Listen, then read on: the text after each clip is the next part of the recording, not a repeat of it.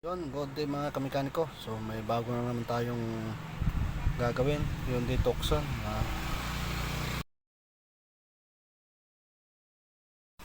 Ito yung nagiging problema ng Hyundai.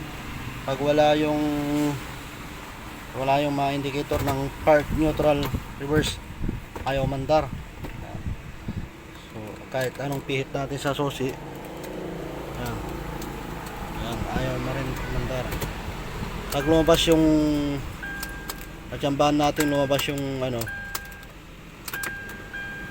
indicator, under yan. So wala. So yun, napapansin natin dito sa scanner na wala yung TCM, hindi nyo nababasa yung TCM. So yun, hanapin natin mga kamikat ko. Yun mga kamikaniko, lumabas na yung TCM yan, oh. So observe na natin, yan, observe natin, lumabas na siya, okay na yung under na.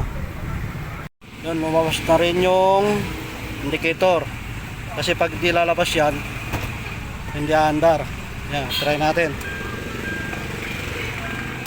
On. Yun, umandar. Yan mga kamekaniko, umandar na. Yun mga kamekaniko, tinitis drive na natin, observe natin yung indicator, kasi pag nawala yan, hindi na andar. Yan, so makalampag lang to sa pangilalim. So yun, hindi natin ginawa yun. So yung observe lang natin yung ginawa natin mga kamekaniko.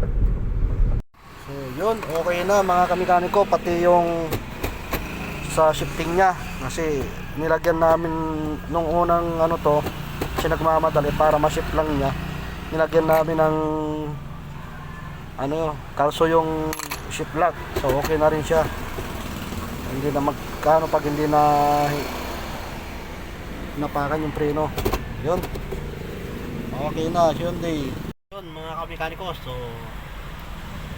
yan, okay na, mission done sa ating trouble ng Hyundai Tucson. Yan, okay na, nag-start na. So yun, maraming salamat po sa inyong panonood.